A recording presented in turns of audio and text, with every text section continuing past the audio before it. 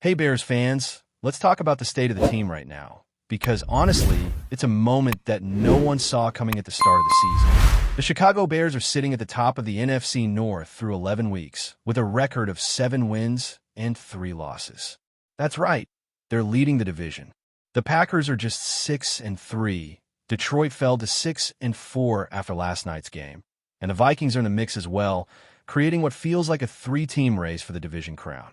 This isn't a guarantee, of course, and it's far from certain that the Bears will hold on, but it's hard to ignore the position they've put themselves in.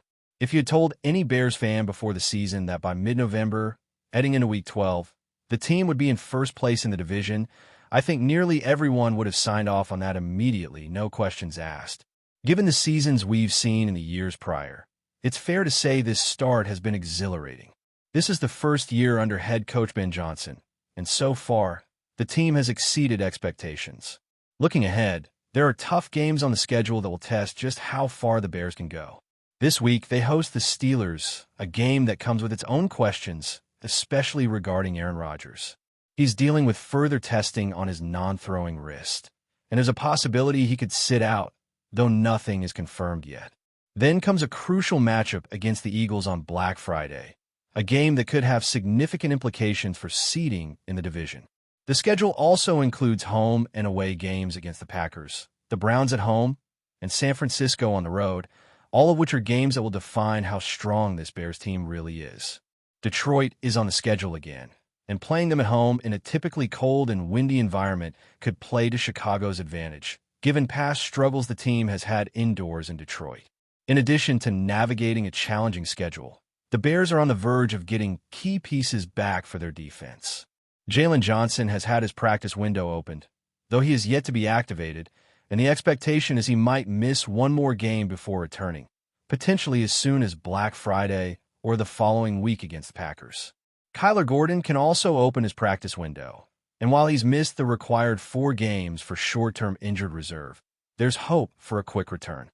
TJ Edwards is very close to coming back as well, having missed only the last couple of games. These 3 players are crucial to a defense that has been scrappy under defensive coordinator Dennis Allen, leading the NFL in takeaways. Adding these reinforcements back into the lineup could have a significant impact on the team's ability to maintain momentum and push through the rest of the season. The defense has been a story in itself this season, with the back 7 showing flashes of excellence.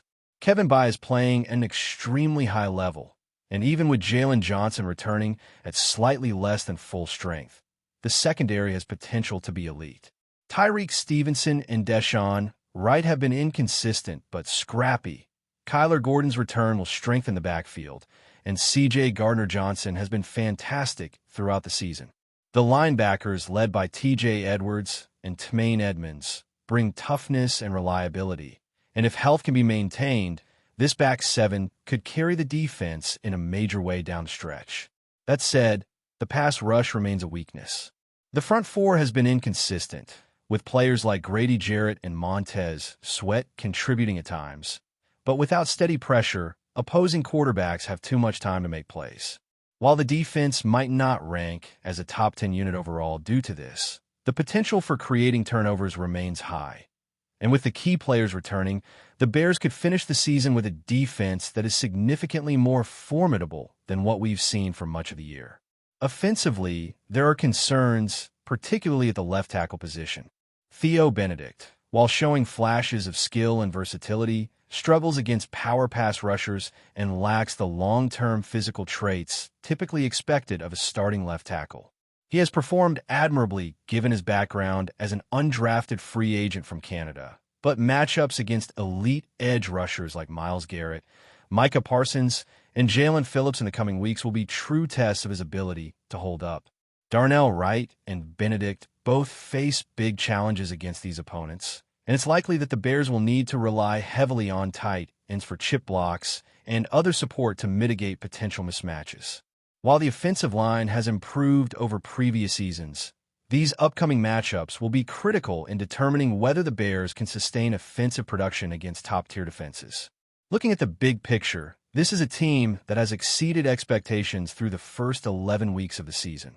The combination of defensive scrappiness, key players returning from injury, and a challenging but manageable schedule sets the stage for a compelling second half. The NFC North is still very much up for grabs, but the Bears are positioned to compete for the division if they can stay healthy and execute in the big moments. Fans have every reason to feel excited about what they've seen so far. The first season under Ben Johnson has brought renewed energy and hope to Chicago, and the rest of the season promises drama, big plays, and crucial games that could define this team for years to come. As we move deeper into the season, the question on everyone's mind is just how far this Bears team can go. The defense, as I mentioned, could be a major factor if key players return healthy and perform at the level they are capable of. Jalen Johnson coming back, even at 85%, Kyler Gordon finding his rhythm again, and TJ Edwards reinforcing the linebacker core could transform this unit from strong to elite. The Bears have shown that they can create turnovers with what they have right now, and imagine that with all pieces in place. Kevin Byard continues to play at an exceptional level, anchoring the secondary and providing a steadying influence. C.J. Gardner-Johnson has been a ball hawk, making plays in coverage and helping to limit big gains. Tyreek Stevenson and Deshaun Wright provide energy and depth, and while they may be inconsistent at times, their toughness and effort have kept the Bears in games where they could have easily faltered. The linebacking unit is similarly impactful. Tremaine Edmunds has brought toughness and athleticism to the position, complementing TJ Edwards' playmaking ability. When you combine this with a secondary that is now getting healthier and more experienced, the potential for the Bears' back seven to dominate becomes very real. This is not a defense that will consistently pressure the quarterback with just the front four, but the ability to force mistakes, capitalize on turnovers, and maintain disciplined positioning could carry this team a long way, especially in close games. Now, turning to the offense, the challenges are clear, particularly at left tackle. Theo Benedict has been serviceable and even impressive in stretches, showing athleticism, versatility, and the ability to contribute in the run game. However, against premier edge rushers, there's no question this position will be tested. With matchups against players like Myles Garrett, Micah Parsons, and Jalen Phillips looming, the Bears will need to strategize carefully. The coaching staff has already shown creativity, using tight ends and varied personnel to chip and block in critical moments. This approach will likely continue because relying solely on one-on-one matchups against elite pass rushers would be a recipe for disaster. Darnell Wright has also faced challenges but remains a key piece of the offensive line puzzle. Together, Benedict and Wright will need to handle these matchups to give the quarterback time and protect the offensive rhythm. Quarterback play has been solid, though not flawless. The Bears have balanced the passing and running games effectively, leaning on strengths where they exist and compensating for weaknesses when necessary. Play calling has been intelligent, with head coach Ben Johnson utilizing multiple personnel groups to create mismatches and protect his players. The offensive line, while not perfect, is much improved from previous seasons, providing a foundation that was missing in the past. Still, games against teams with elite pass rushers will be telling. The Bears can survive against average pressure, but top-tier opponents could expose areas where improvement is needed. Looking at the upcoming schedule, every game carries weight. Hosting the Steelers, facing the Eagles on Black Friday, and preparing for multiple matchups against the Packers are all critical. Each of these games tests different aspects of the team, from quarterback protection to defensive resilience and special teams execution. The Lions, while underperforming recently, will not be an easy opponent, particularly on the road, though Chicago playing at home in a harsh, cold environment may tilt the scales in their favor. San Francisco on the road represents a challenge for both offensive and defensive units, forcing the Bears to perform under pressure and adapt quickly. Another major point of interest is the depth of the roster. The return of key defensive players will be crucial, but the Bears have also developed valuable depth across the roster. Players like Kevin Bernard and Monter Sweat provide additional support and rotational flexibility. While they may not always grab headlines, their contributions allow starters to maintain high levels of performance without being overextended. Depth also allows the coaching staff to adjust schemes, rotate personnel, and remain competitive even if minor injuries occur during games. This ability to sustain performance over the long season could make a difference in the final standings. Special teams have been reliable, providing consistency and often swinging momentum with critical plays. Field position, kickoff coverage, and punt returns can all influence game outcomes, especially in close division matchups where every yard counts.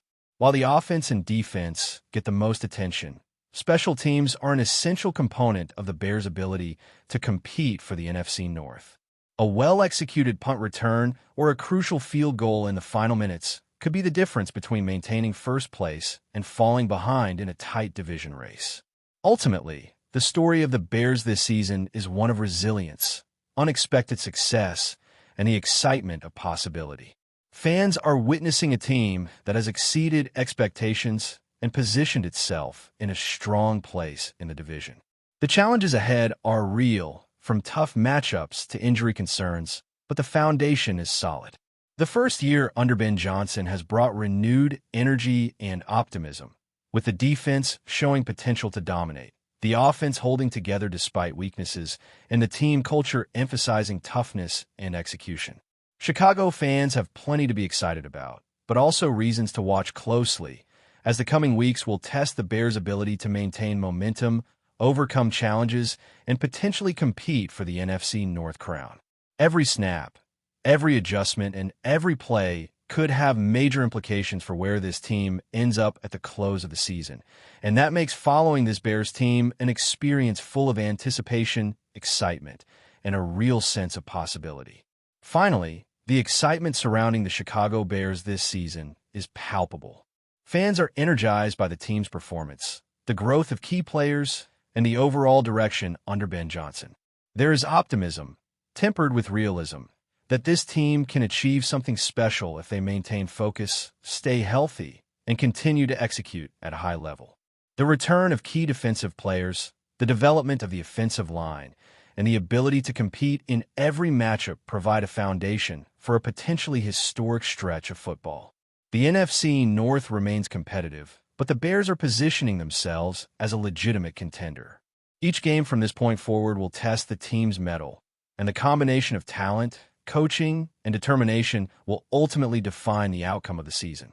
There is a sense that if the Bears can navigate the remaining challenges, they could be on the cusp of something remarkable, and every fan watching knows that the journey ahead is as thrilling as it is unpredictable.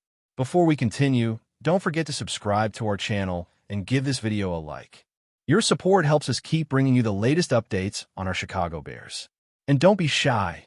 Drop your thoughts on the news in the comments below. The Minnesota Vikings are stirring controversy once again, but this time, the spotlight isn't on the field.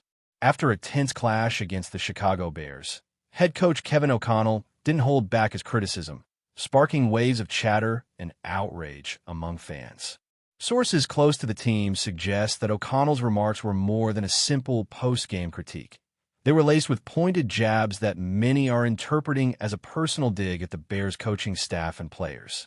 According to insiders, O'Connell, known for his usually measured tone, seemed unusually fiery, describing aspects of the Bears' play as inexcusable and questioning their preparation.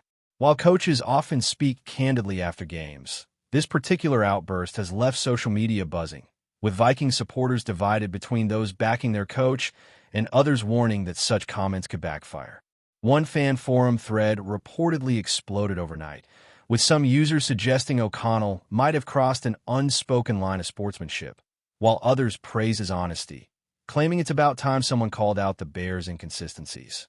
The Bears organization has remained tight-lipped, but whispers from within the league hint that O'Connell's words haven't gone unnoticed. Rumors suggest the Bears' locker room might be quietly simmering, with players reportedly discussing how to respond in the next meeting. Even rival teams are said to be watching closely, speculating whether this feud could influence future matchups or shift the Vikings' locker room dynamics. Analysts are weighing in too, debating whether O'Connell's approach is a masterstroke of psychological strategy or an unnecessary provocation that could fuel a vendetta. Adding fuel to the fire, some pundits speculate that O'Connell's comments might have been calculated aimed at motivating his own team by creating an us versus them narrative. Others, however, argue that it could reflect deeper frustrations within the Vikings camp, hinting at tension between management, players, and coaching staff. The story has quickly taken on a life of its own, with sports bars, online forums, and local news outlets dissecting every syllable of O'Connell's critique as fans eagerly await the Bears' subtle, or not-so-subtle, response. As the rumor mill continues to churn, one thing is certain. Kevin O'Connell's post-game remarks have ignited a discussion that goes beyond XS and OS, transforming a routine matchup into a simmering saga that promises to dominate headlines for weeks.